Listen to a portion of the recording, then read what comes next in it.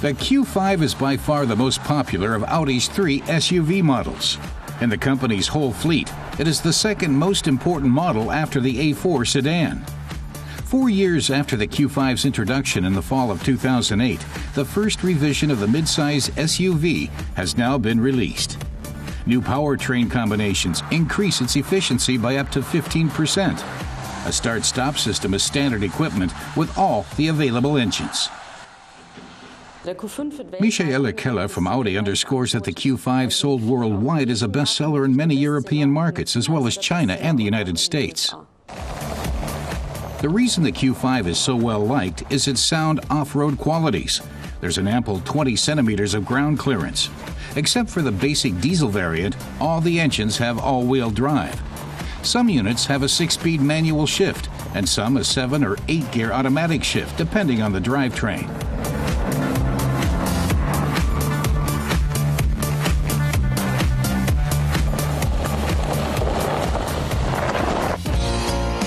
The designers have shown restraint when it comes to visual changes, as in all new Audi models, the frame around the grille now has beveled upper corners.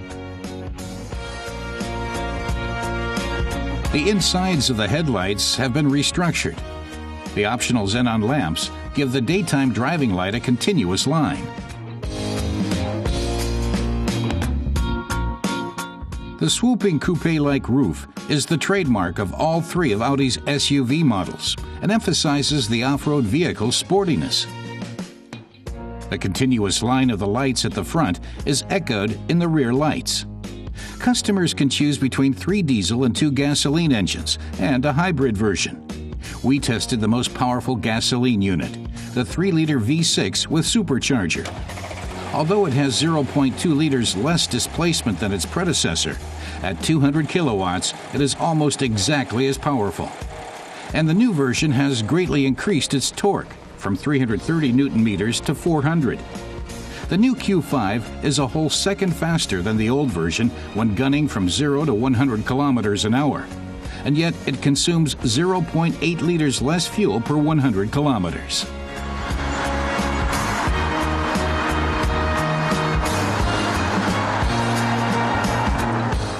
Our test driver Birgit Andil checked out what the Q5 feels like in city traffic.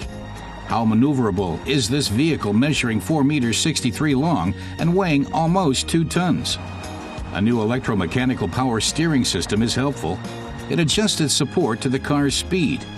When driving straight ahead, the power steering consumes no energy, thereby reducing fuel consumption by 0.2 liters per 100 kilometers. After taking a spin, Birgit is brimming with enthusiasm. The Q5 is extremely maneuverable and driving is very uncomplicated, even in the city. It's also quiet. Birgit especially liked the camera assisting her when reversing such a big car. She also liked the ecologically sound design. The engine shuts off at traffic lights without the driver even noticing. She was surprised at what a pleasure the Q5 is to drive. The interior has undergone only a few small changes. Narrow chrome strips now frame the controls.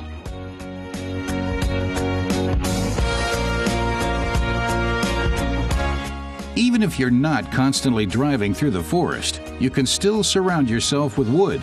The Q5 offers 3 different wood trim designs. Audi has improved some details of the sat-nav, for example, the voice control system. And now there is the option of digital radio reception. The Audi Drive Select dynamic handling system can be set to any of 4 modes, one of which can be programmed by the driver. The differences lie in the characteristic of the gas pedal and the thresholds where the automatic shift changes gears. Beside the elegant leather seats, warming or cooling cup holders add a touch of class. A pause recommendation feature is standard equipment on the Q5. The adaptive cruise control is optional, but makes sense in the city. A radar speed control regulates the distance from the car ahead, and at speeds below 30 kilometers an hour, prevents rear-ender collisions. Compact SUVs continue to grow in popularity, says our car tester Robert Satink, with Audi in the top league, not least because of the Q5. The Q5 has been a successful model, so Audi has not experimented too much with its facelift. The new Q5 drives like the old version, and that's fine. It's maneuverable, has a good grip with a great feel, and on top of everything, it's sporty without being over the top.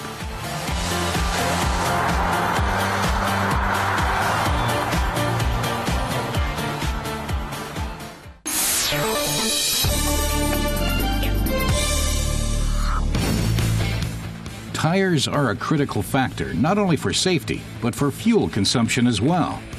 Starting in November, a new EU tire label will be mandatory, much like the one for electronics. It indicates the tire's energy efficiency.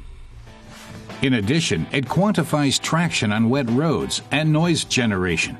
A good time for us to go into detail on tires. Former Formula One racer Christian Danner gives his expert opinion. He's collected experience on both the racetrack and public roads. Braking on wet roads demands the utmost, not only from drivers and cars, but most especially from the tires. The tires are the car's only point of contact with the road. Denn die Reifen sind die einzige Verbindung zwischen Fahrbahn und Auto. Braking on wet roads is a tire's most important safety feature, and it should play a key role in choosing the right ones. The new European Union tire label specifies a tire's quality for braking in the rain. Tire makers have been conducting research in this area for many years. Developing a tire with the best braking qualities on wet roads is a long and expensive process.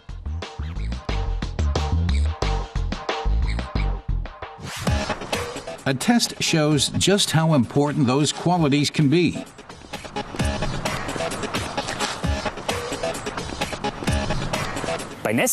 We find out who's come up with good tires made of high-quality material when it rains, says Norbert Allgäuer of Pirelli. Tires can't grip a wet surface. To make things worse, the water cools the tires, which makes the rubber composite stiff, and the tire can no longer mesh with the surface. That makes braking on wet roads that much harder.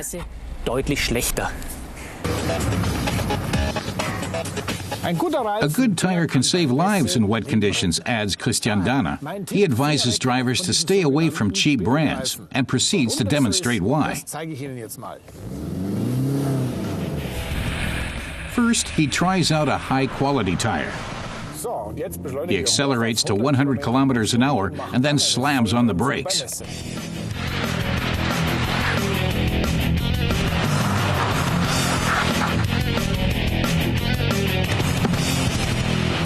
It worked out quite well. Now cheap Chinese tires are mounted on the Golf.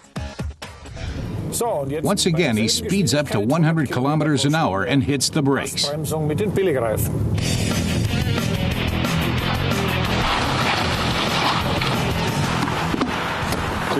It's incredible, he says, a huge difference. Norbert Allgäuer says it confirms what their tests have shown. In this case, the difference was more than 5 meters. So at the point the car came to a stop on high-quality tires, it was still going more than 33 kilometers an hour on the cheap ones. Christian Danner remarks that it would not be good for anyone in the path of the car. The new EU labels grade tires from A to G, with A being the best.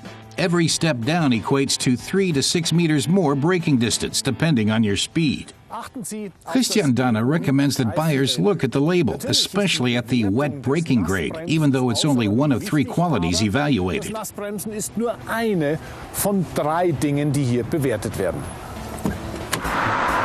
Another is the tire road noise. Race car driver Christina Zura knows all about noise. She loves cars and racing and the sound of a good, powerful engine, but not constantly day and night. Any noise can grate on your nerves if it never ends. The German Environment Agency has shown that constant traffic noise can cause stress and sleeping disorders.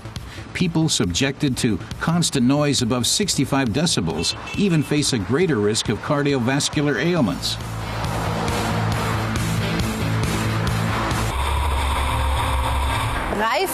Christina says up to 80 kilometers an hour, tires are one of the main sources of noise. A rolling tire is a perfect noisemaker. The inside is a resonating chamber, and the vacillating treads set it vibrating. The air is pressed through the footprint and generates noise. The volume and frequency depend on the speed. The trick is to find the optimum combination of tread and inside chamber without compromising the tire's other functions. The tires of the Pirelli Green Performance series are an average of 1 decibel quieter than their predecessors.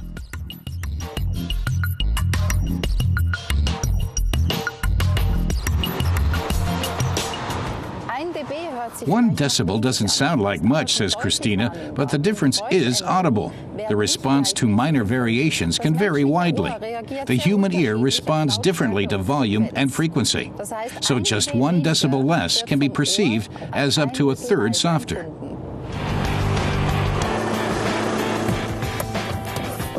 The EU's tire label tells you how quiet or how loud a tire is. 1 black sound wave means very quiet, or 3 decibels under the future EU limit. 2 black waves are in mid-scale. 3 black waves stand for a relatively loud tire. So the fewer waves, the quieter the tire, like on a volume control. The third quality graded by the EU label is rolling resistance. This is a crucial factor in optimizing a tire's fuel efficiency. Every grade stands for about 1/10 of a liter more fuel per 100 kilometers.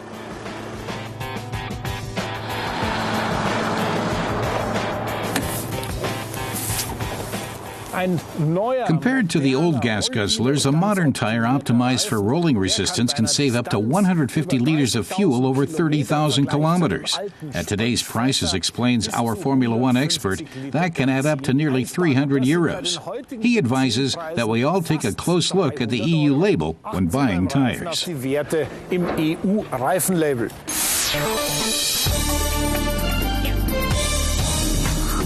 An SUV with S-Class credentials.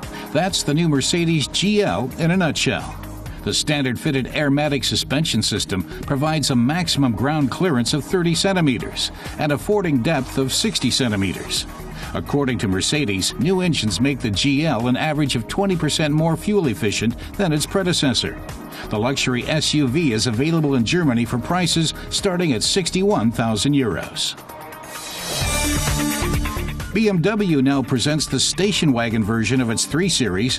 The Touring model offers a lot of room thanks to a 5-centimeter longer wheelbase and a 10-centimeter increase in overall length.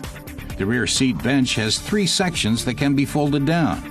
The electrically operated hatchback is standard equipment. And the good news for speedy drivers is that the Touring was conceived from the outset to have an optional M Sport package.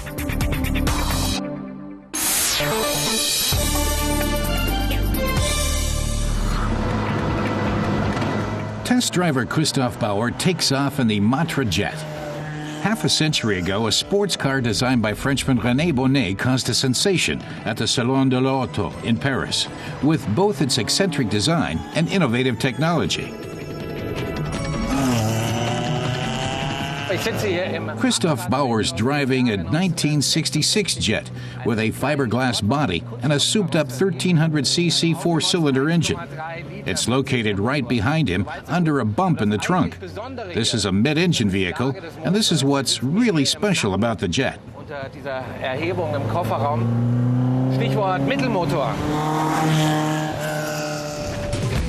The first viable mid-engine sports cars appeared in the 1930s.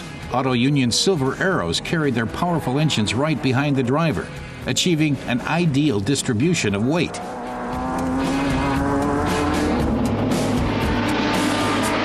The Cooper Car Company specialists resurrected the mid-engine concept for Formula 3 racing in the late 1940s. It's been standard in Formula One since the 1960s. this Matra Jet also has the feel of a race car. Before the engine's warmed up, says our carman Christoph Bauer, it can be rather stubborn, knocking, rattling, and spitting. But once it's up to running temperature, upwards of 3,000 RPMs, it can really show what it's made of. Then it's a real joy to step on the gas. It makes the dash from 0 to 100 kilometers an hour in 8 seconds and has a top speed of 210, surprising for a little 1300cc engine. Automobile René Bonnet turned out the first 190 jets from 1962 to 1964. Then arms manufacturer Matra took control and stressed the sports car's general usability. Production continued until 1968. Christoph says the transmission is a disaster. Finding the right gear is a matter of pure luck, not to mention the reverse gear. Apparently, the makers were saving money by using the transmission of a Renault delivery van, but they put it so far in back that it's connected by a tangle of rods with a little stick shift. It's no fun at all for Christoph.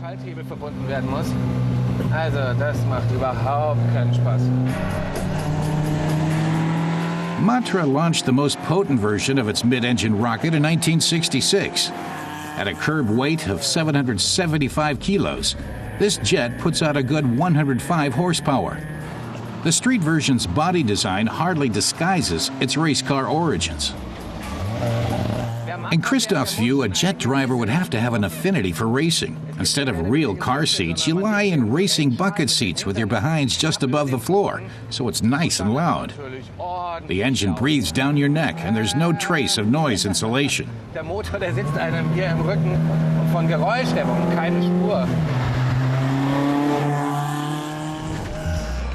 The Matra seems oddly out of place, like some kind of spaceship, against the historical backdrop of the Riva Delgada promenade.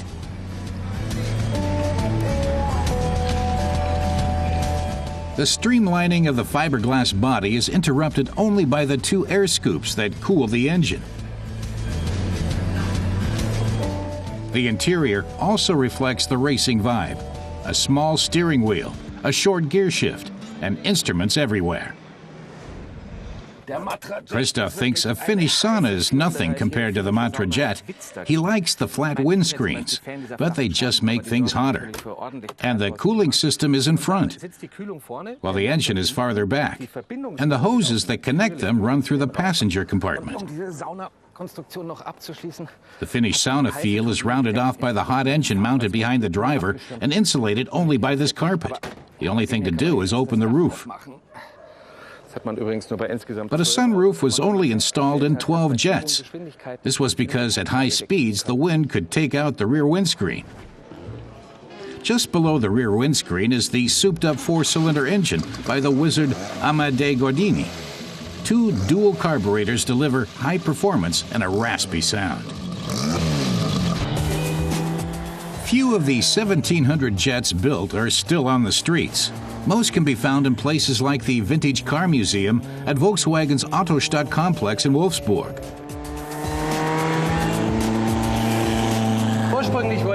The Matra Jet was originally conceived for the 24 Hours of Le Mans sports car race, says Christoph.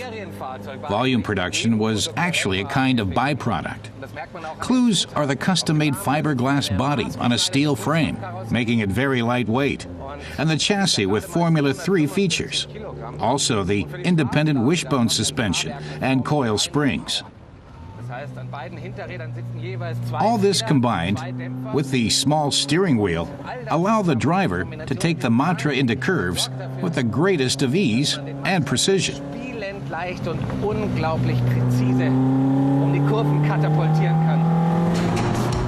But the real novelty here is the mid-engine.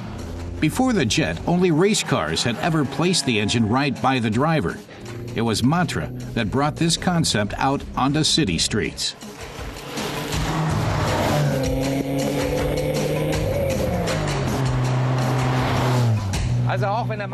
Christoph says only 1,681 Matra jets were ever built, yet it still made automotive history as the first mid-engine car in volume production and set a standard for generations of super sports cars.